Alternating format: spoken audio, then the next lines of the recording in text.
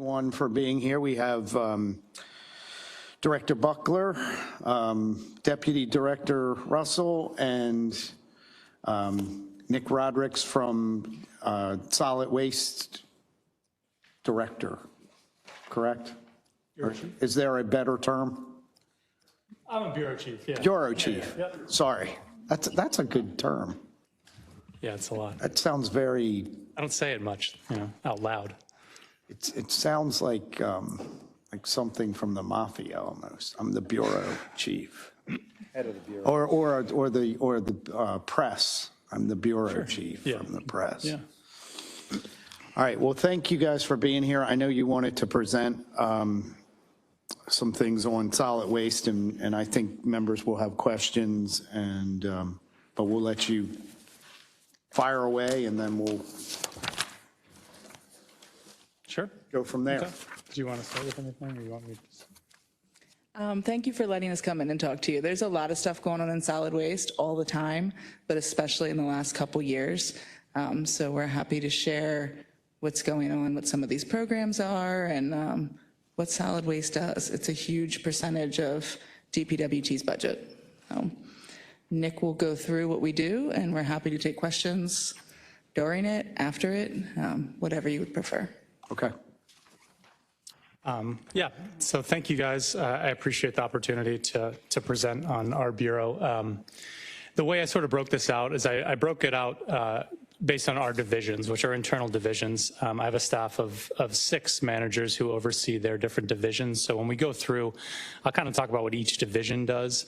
And as we talk about those divisions, feel free to just stop me if there are things. Some divisions you'll be like, great, don't have any questions about that. Others you may have, you may have questions. So feel free to stop me before I move on to a different division. But just a bit of background on the way our bureau is broken down. We have 6 different divisions within our bureau. We have a collections division, compliance division, we have our operations division, and then we have our administrative division, customer service, and then recycling and communications. Some of these you may interact with often, others you will likely never hear from. Just kind of background on what our bureau looks like now. And this is how the county's sort of broken down. We service 243,000 single-family homes and an additional 82,000 multifamily units. We also, as a bureau, service all county parks, school grounds, and a variety of religious institutions as well. And those collections are serviced by 4 transfer stations, a landfill, recycling center, and we also supervise 3 closed landfills, which I think is something people don't actually know. There are closed landfills in Baltimore County, and we're responsible for them. It's a fairly sizable portion of our budget dedicated to compliance, and that's a portion of what we do as well that I think people don't often recognize. So we'll start going through our divisions. The first division I'd like to talk about is our collections division. I'd say in some ways they're the most, I don't know it, yeah, all right.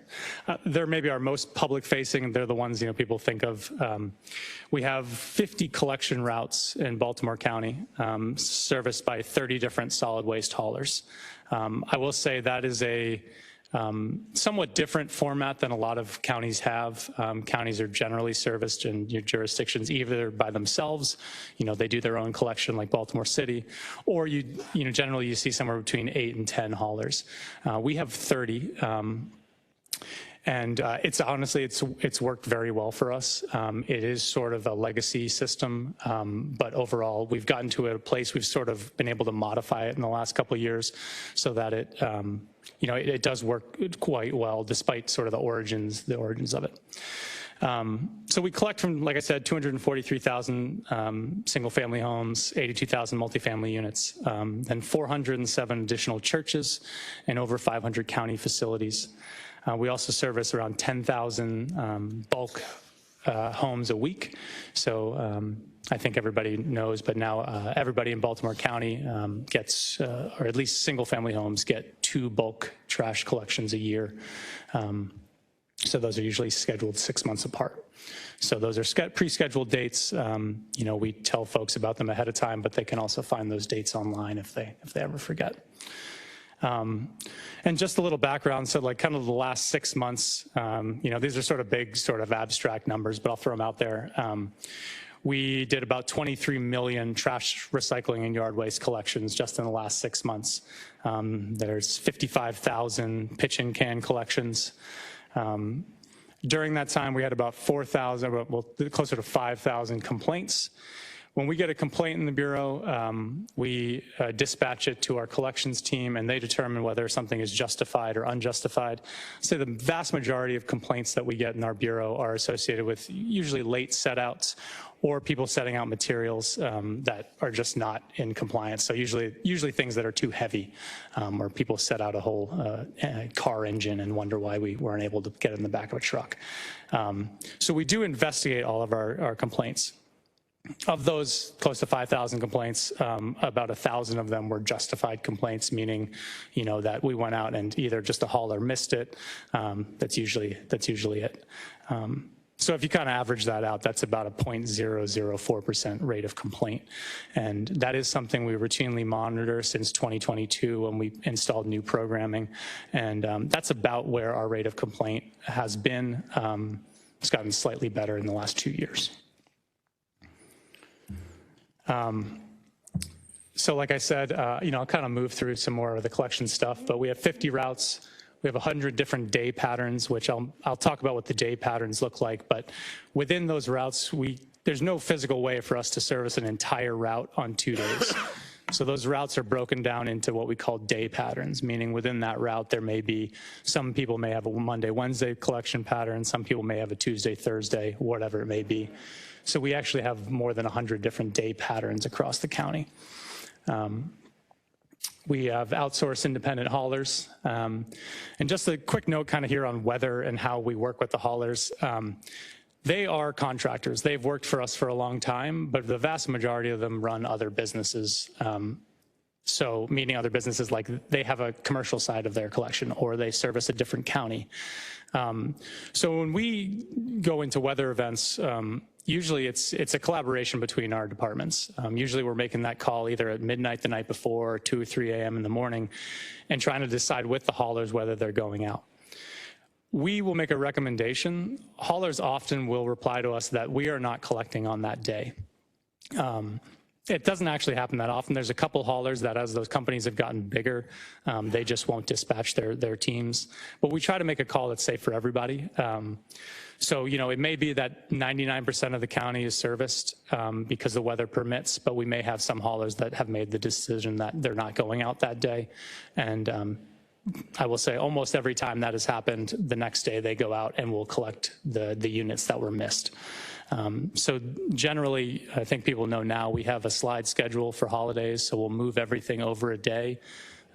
Generally, that's not needed when we have collection days missed. But also keep in mind that slide schedule is preset for these holidays. So they know that a year in advance what that slide is to be able to modify their business operations.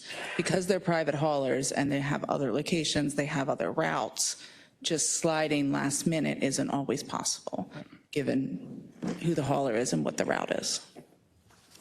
Can I ask a quick question, and since we're on that subject? So with Saturday pickups, is that generally, or Saturday pickups generally part of a 2-day pickup? Because it seems to me that if we have a sliding schedule, we're going to miss, that Saturday goes away. Because we're not picking up on Sunday. So correct. Yeah. So generally, what happens? So I think you're talking about the double collection areas. So yeah, if there's an area that has 2 collections in a week, and those are those are areas that usually historically have had vector concerns, and we collect from twice a week.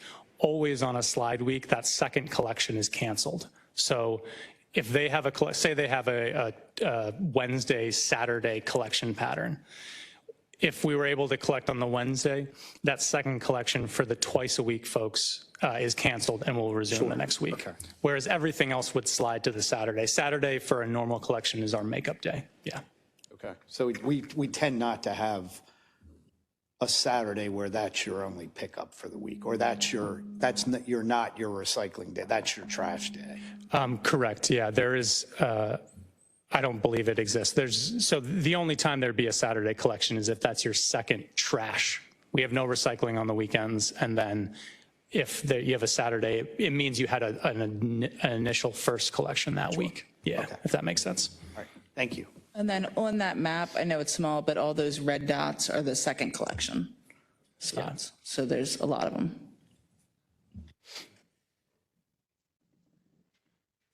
And just a little bit about how we work with the haulers now. The county went to a program called CityWorks, which monitors a lot of our different systems. We integrated that for solid waste. So essentially, what used to be a dispatch system where you'd call into our office and then they'd call a supervisor in the field and tell them an address, and we've gotten away from that. Essentially, everything's entered into CityWorks now. Our supervisors have computers in the field. So they'll go in, they'll see the complaints, and they'll go investigate basically everything that comes in for that day for their zone. So if we find that a hauler has routinely missed collection and that all of those complaints are justified, we will use our tier fine system, which is outlined in our contract with the haulers, to fine them to get that behavior remedied. Eventually, we have had to terminate haulers because of poor performance. It's something that we do very closely monitor it. So, usually we find that we issue a few tier fines and that behavior's changed. But if not, we have, like I've said, within the last 2 years, we have terminated hauling contracts just because they haven't been able to perform. And that tier process and fining process is new in the last 2 to 3 years. 2022, yeah. When we put haulers under contracts that have that process in the The contract. two, In the last 2 to 3 years that it So- took effect. Yeah, the hauler contracts were signed in 2021, which outlined those tier fines. And then the CityWorks program, we really got integrated towards the end of that year, 2022, yeah. Yeah.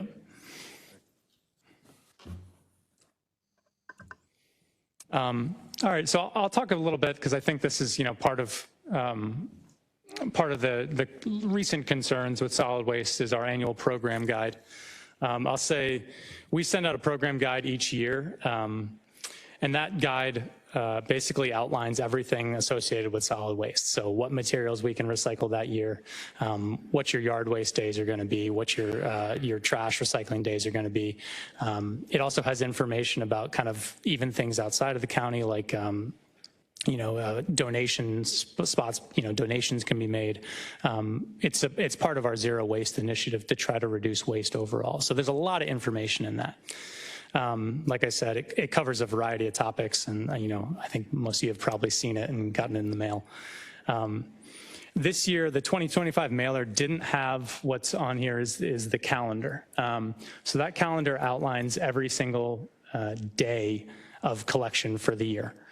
And this was part of kind of a push on our end to try to get away from mailing something every single year, because essentially what we're mailing is a lot of the same information. If there was ever an issue with this calendar and dates changed, we have no way of really informing a resident well. So we've been trying to get residents to go online and get that information more often. That's not just their calendars, it's also things like our acceptable materials guide. We update that monthly. If ever anybody has a question about what materials can be taken where, we have a guide where essentially you can plug in information and it'll tell you where that material can be taken. We've been trying to get a lot more of that material, just that information on our website. I will say, after kind of hearing from constituents, we did make this a printable version of this calendar for all 107 day patterns. So folks can search their address now and pull up that calendar if they wish. I'll say that does also allow us to make changes if there's a mistake or something's needed. One last thing on that guide, just so I think everybody's sure about what happened. The part that was left off of that guide is that calendar to the right. What folks received in the mail is what you see here. So it has their 2 bulk days on it, but it also has their trash days, This example happens to be someone that has two weekly trash days, their recycling day and then yard material day. So that QR code, which I know, people really did not like the QR code.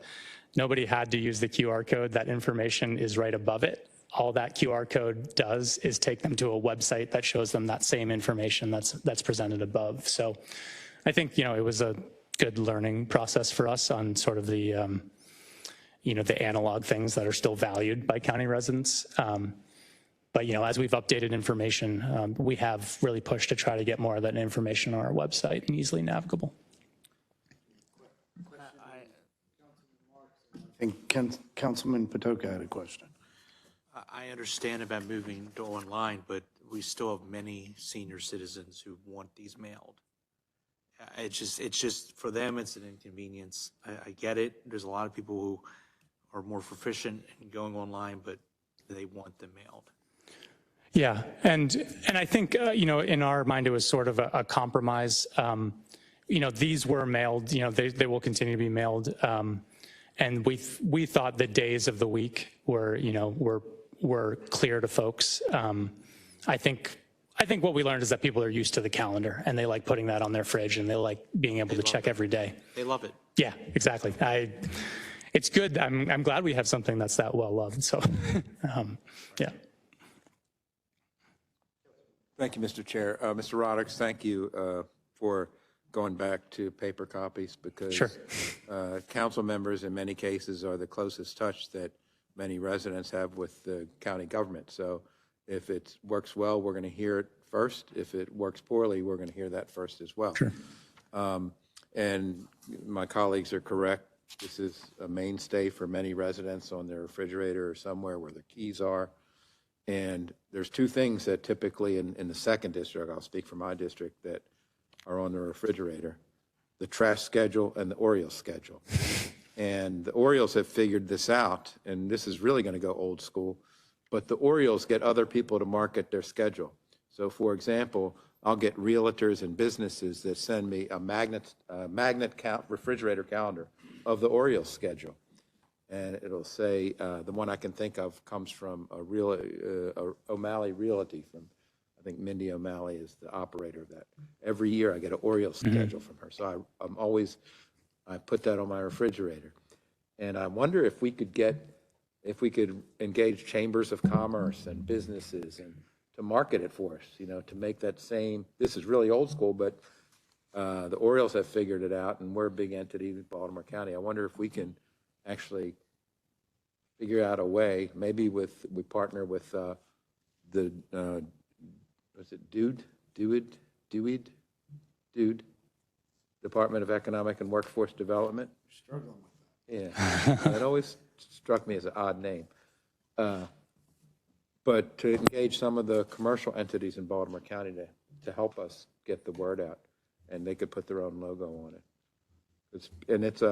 They may not even realize, the businesses may not even realize how popular these, so if you're owner of a business and every day you go to the refrigerator and it says, what is it, Conrad's Crabs, is that your district? It says trash schedule by Conrad's Crabs. You're going to see Conrad's Crabs every single day. Yeah. So Yeah, I think it's a good idea to try to get it out other places. The sort of difference here is that there's 107 different ones of these, and that really was like where, if we had one trash calendar, I think we never would have touched it. It's that actually creating the individual ones and programming them to everybody is the tough part. So, I learned from that. Our team that does that, it's burdensome. It takes them quite an amount of time to make sure that when you go on and you put your address in, that the right calendar of those 107 options shows up. But there's definitely ways that we can keep this model and just kind of modify it so that it's more readily available to people, for sure.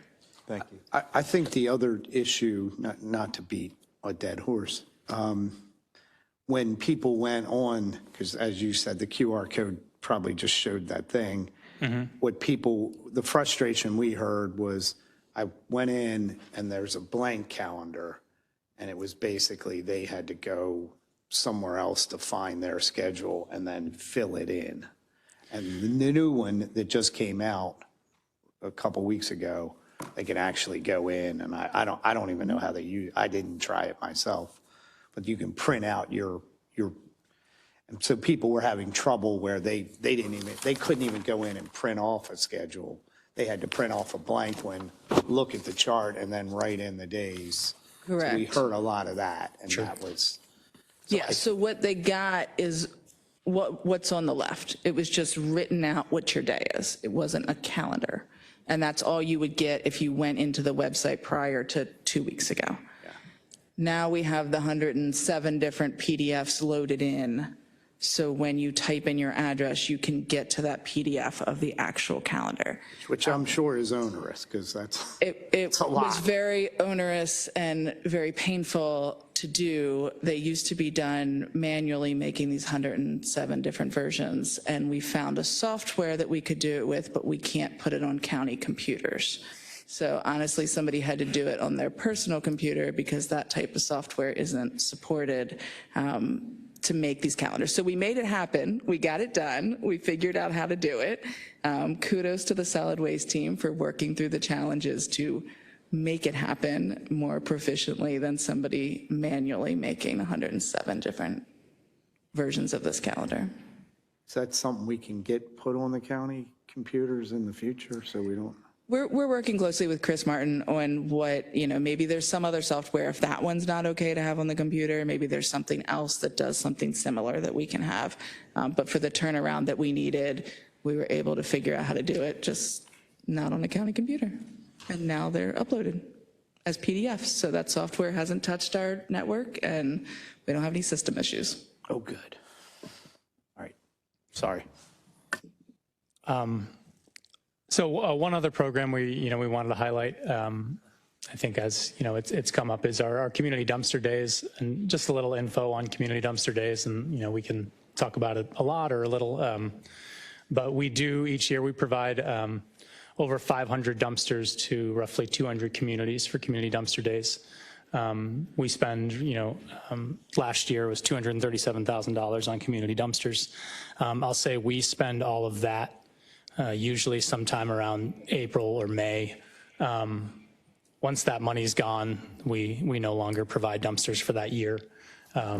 So, that's what we have budgeted. We try to provide as much service as we can with that money. And then once it's gone, that's sort of been our pattern. So, communities reach out, they get their dumpsters scheduled, and we off of an approved vendor list, and then we provide the funding for it. And I'll say, if you look at the event list, some communities request like 6 or 8 dumpsters. The vast majority of communities are requesting 2 or 3.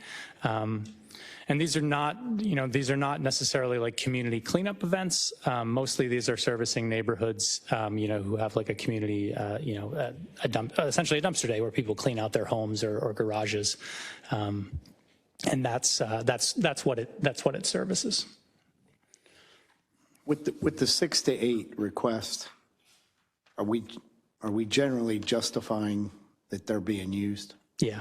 Yeah. So when they ask for that many, they're definitely filling them, right? Yeah, I mean, some of them have requested that each and every year. But yeah, I mean, there's a protocol to make sure that community is large enough that they're being used, and they will, when they're dumped, they're generally full. We'll check that. Yeah. Sure. So, yeah. Councilman Young?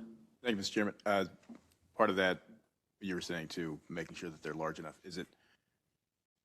Are they community associations that are recognized by the county, or is that not a requirement for requesting of it? It's not a requirement necessarily. A lot of them are, and I know a lot of council districts partner with communities on those. So, but yeah, I would say the vast majority of communities are requesting 1 or 2, sometimes 3 dumpsters, and but they don't have to be necessarily a community organization like that.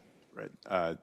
So when they aren't like an association that's registered is the wrong word, but just recognized by the county, what are you doing to confirm how large the neighborhood is or community is? Just with them, or? Yeah, generally it's with them. I can get you a little bit more information on, I don't know off the top of my head what all the protocols are for that. I'm definitely also not trying to prevent neighborhoods. I mean, it shouldn't be the only measure for getting a dumpster. I was just curious, since you were mentioning about what those, there are already internal mechanisms to determine the size and, viability of getting a dumpster, or maybe going another route would be that way. I just was curious. Yeah, I think one thing that we're definitely looking at is, is this sort of establishing a standard number of dumpsters that are provided. I think that's probably the next step in making sure that this program is equitably distributed. Yeah. Right. Yeah. Thank you, Mr. Chairman. Yeah, and I think the thought process there is that we're not giving them out and then getting 3 of them back empty where we've spent, all the time and effort to get them there. Yeah, that has never been. And I would think that most neighborhoods, being from the neighborhood side of things, you kind of know, I know my neighborhood usually gets 4, but we usually have 1 metal. Mm-hmm.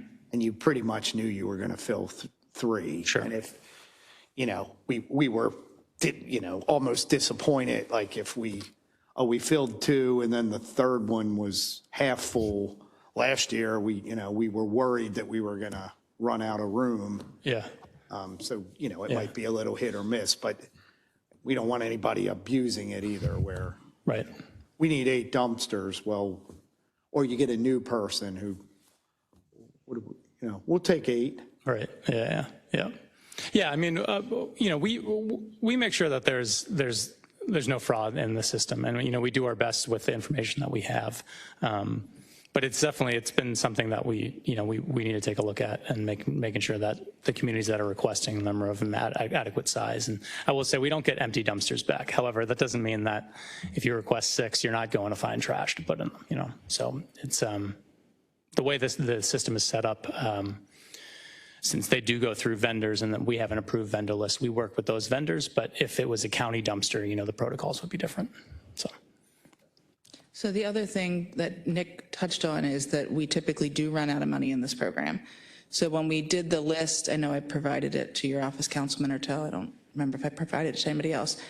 There's community organizations that requested this year that didn't request last year.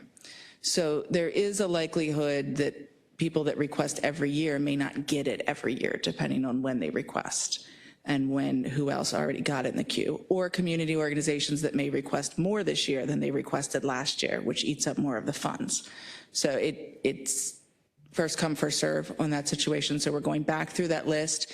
I've been forwarding them to all the councilmen's offices as we get somebody from those communities. And to Councilman Young's point, I know there's been communities that when I've sent it to your offices, they've been like, we've never heard of this community. So it's connecting some new communities to your offices as we forward those along. So if there's any other questions as we send them, happy to answer them too. Thank you, Mr. Chair. So this is the fiscal 24 amount spent. What's the amount requested in fiscal 20? Actually, this is 24, so we're in 25. For 26, what is the amount requested for fiscal 26? I believe I'll have to look. I believe the requests have remained the same for the last 2 years. So I believe we had 237,000 for FY25. So I'll have to look if we requested. I apologize, but I'll have to look if we requested an increase. I don't believe we did. So the expenditure equals the appropriation? Is what you Correct. Yep. Yeah. Yep. This is again one of those things that we hear about quite a bit. Although I will say, over the past 6 years, I've heard less and less about it. But it's a big day for communities. They plan around it. There's events around it. There's cleanups around it. And even if someone is cleaning out their basement and putting it in, I don't really view that as a loss, because it's kind of a proactive measure to prevent dumping. Because sometimes there's a hauler that says, yeah, I'll clean out your basement, and then it ends up on Purnell Drive or somewhere like that. Sure. Yeah. I think it does prevent illegal dumping. But again, this is, as we go through the tough budget ahead, this is one of those things, Madam CAO, that is really important to communities. Yeah, and just kind of one thing about the way these dumpster days work. So we pay for the dumpsters. However, we also waive the tipping fee, right? So there's no tipping fee for these events. So, that also hits us budgetarily because we're losing any potential revenue. That's not as big a concern to us as the fact that a lot of these materials, they end up in our landfill. So the program has impacts on us budgetarily outside of just the $237,000 that were budgeted. If that material was coming in as commercial, the way our system's set up now, it would never touch our landfill. We would have it transferred out. So, there are other things to consider as well with it, but I do understand that, residents highly value the program. And I will say in my district, the word on the street on dumpster days, get there early. Yeah. Because there's not going to be any room if you get there late. Right, yeah. So to me, that suggests that it's functional and highly utilized. Right. No.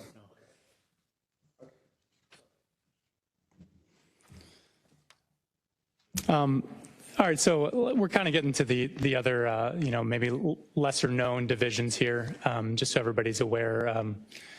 Our compliance division, those are the ones who oversee some of the most heavily regulated facilities in Baltimore County. So we have 2 engineers and we have 3 pollution control analysts. And they're responsible for our transfer stations, our material recovery facility, and our 1 active and 3 closed landfills. They're also responsible for our landfill gas to energy plant. The county does not run that facility, but we do facilitate a lot of the compliance. And that, that plant is one of the few landfill gas to energy plants in the state. The compliance division is responsible for all our annual tonnage reports, groundwater, landfill gas emissions, surface water monitoring, all of our leachate collection, which is a highly important part and highly engineered portion of our landfill. And this division is also responsible for all of our quarterly community meetings at Eastern Sanitary Landfill, as well as the capital construction projects, which includes the landfill expansion and a lot of the communications associated with that landfill expansion.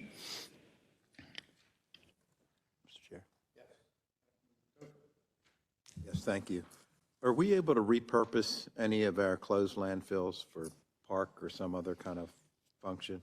Yep, so both of our, the current initiative, Parkton and Hernwood, which are both closed landfills, are slated for, one is actually underway with solar panels, and the other one is permitted and will begin construction, I think, in 26. So both of them will have solar panels. For solar? Correct, yep. The other thing that happens there are, I don't know if you guys are in touch with these groups, but we also, when we went and did those solar projects, we tried not to displace the flyers clubs, which exist at both of those landfills. So we actually, it was kind of nice. They, these are, I don't know, they're not model planes. I've said that one time and I think I got slapped on the wrist, but they're flyers clubs who use our landfills. And we partnered with them to make sure that we found them a spot to move once we put those solar panels in. So, yeah, yep. Are we able to do ball fields or passive parks or anything like that? So there are some, what's that? Is the topography conducive to that or are they mounds?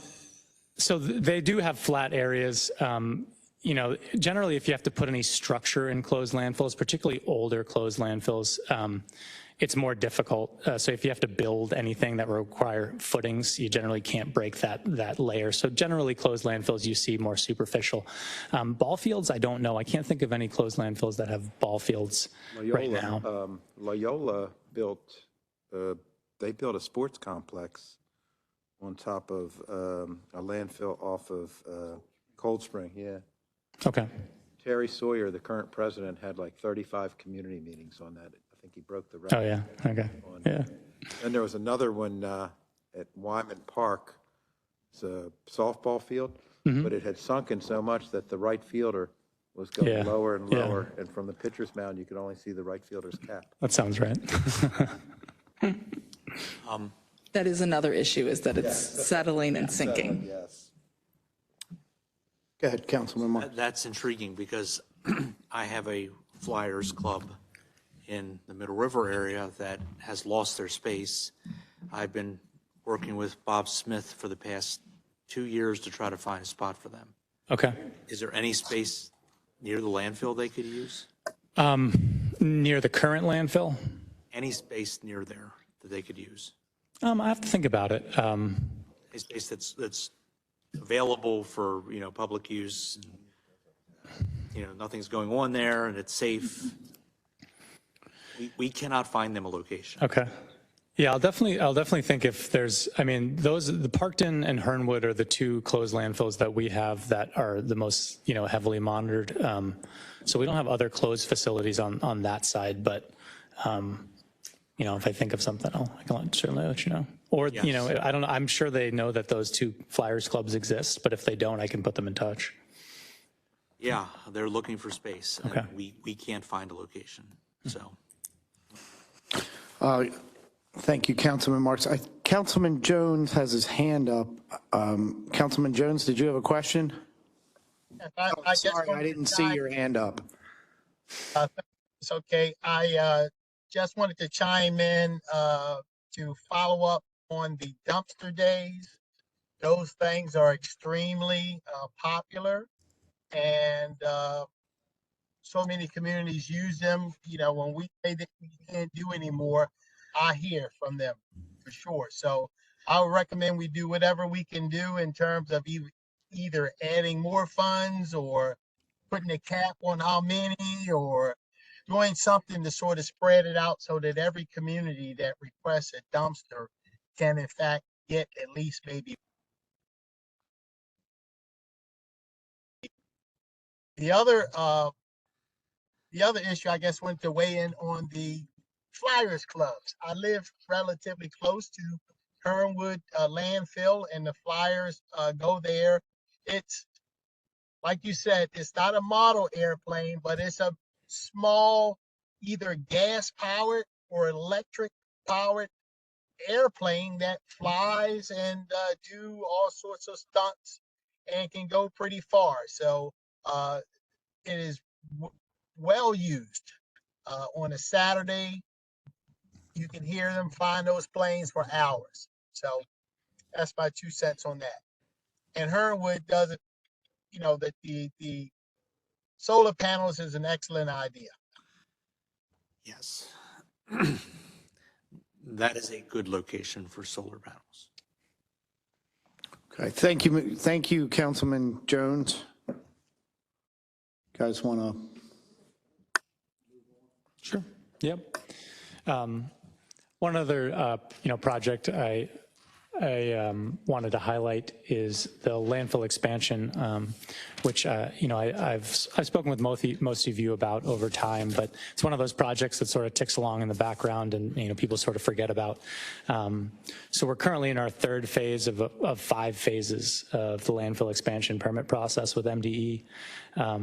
Phase 4 includes a public hearing, so that's when, we'll kind of come back to you all and loop you back into the project so that you kind of know, what's going on. That's not anticipated until May of 2026. Right now, we're doing a lot of final grading, final planning work that then has to be cleared by MD. It's not a fast process. And phase 5, the last phase, essentially, is once all of those plans are done, we do our public hearing, and then phase 5 is where we get a lot of public input, and they can kind of weigh in on the plans and what things are going to look like. I'll say that the expansion will, at our current input rate, add an additional 7 years of lifespan, extending the lifespan to from 2034 to 2041. I'll say those numbers are very conservative. I just got our annual tonnage report back yesterday, and it's looking like our current landfill is now closer to 2038, which would then move the expansion out an additional 7 years from there. So the one thing I'll say about landfill lifespan is people are always asking me how long is the landfill going to last. That number changes almost every year based on the input. It's been stabilized the last kind of 3 years. So 2034 is that like very conservative number I've been putting out there.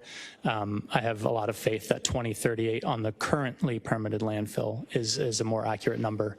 And then the expansion would give us an additional 7 or plus years from there. Yes, Councilman. Obviously, this is in my district. So the original date was the 2040s, right? And then COVID hit. Right, yeah. And everyone threw things out, and that really dropped us down. I know there was an effort last year to look at purchasing homes near the landfill, correct? Correct, Are we yes. still pursuing that? I know, well, do you want to weigh in on that? So what we did is we sent out information to the homes directly abutting the landfill. I believe we've had 2 entities with relative interest. One of them does not abut the landfill, and that's the one that has been the most active. We're really not sure why, because their property does not touch the landfill. Again, we're going up, not out. Right. So, we understand the concerns of those abutting the landfill. We've been, our Office of Real Estate within the Office of Law has been working with the 2 entities that have made requests to get appraisals on that. We would have to put that into the budget. We didn't put it in this proposed budget for FY26 because we're too early in what we would need to put in there. But it hasn't been an overwhelming response related to the information we sent out. How many did we mail to again? I believe there are 13 homes. Dozen, Yep, 13 homes that abut the landfill, yep. Okay, thank you. Absolutely. Any other questions on expansion? No? Oh, so what do we, I know we were taking Harford County's trash. What is the status on that? Is that something we can talk about here, or we? I don't No. think there's anything to talk about on that right Okay. now. Yes, we still take it. Is that going into our landfill, or is it? No, it gets transferred out. Okay. All right, well, I'm going to kind of move toward the end of this. There's a couple other just small things I'd like to highlight. Our operations division, they're kind of the backbone of what we actually do. We have our resident drop-off centers, which we see about 400,000 visitors to our resident drop-off centers each year. And that's, people can take trash, but also any recyclables there. We transfer roughly 600,000 tons of trash annually, and our landfilling is somewhere around 250,000, although last year we got that down even a little bit more. And we process roughly 65,000 tons of recyclables each year. Recyclables, last year that 65,000 tons turns into about $6.5 million worth of revenue for Baltimore County. And the other program we launched last year, we had launched a pilot for organics. So we've been collecting organics from 100 homes in Baltimore County, but also some other facilities and commercial entities. And all in all, that diverted another 685 tons of organic material through that compost pilot. And the last 2 divisions here that we have are our recycling division and our customer service division. Just talk briefly around our recycling division. They're the ones who are responsible for actually selling the commodities out of our recycling division and our recycling facility. So like I said, about $6.5 million worth of recycling commodities were sold last year. We also do a lot of community outreach through that division. We did around 50 tours of our recycling facility, mostly to school-aged children, but a lot of different community groups. And we also do in-school, recycling presentations for different school groups. And that group is also the one responsible for generating our county's recycling rate, which is essentially, it's essentially like a countywide poll sent to a lot of businesses. The recycling rate for Baltimore County is not exclusively from residential recycling. It's impacted by how well businesses recycle. So that impacts our rate as well. I'm going to go to just our last slide here. The one last thing I think I'd like to highlight before we sort of wrap up or take any additional questions. I know some of you were heavily involved with our solid waste work group, which was concluded in 2021. That review committee, some of you were on it. but it was done in conjunction with the consultant, but also the county council, offices of budget and law, public works. Our county haulers contributed to that, as well as outside subject matter experts. And of that solid waste work group, which can still be found online, anybody can download that and look at it. There were 19 recommendations that were delivered to the working group. So far, we have 11 that are completed or are underway.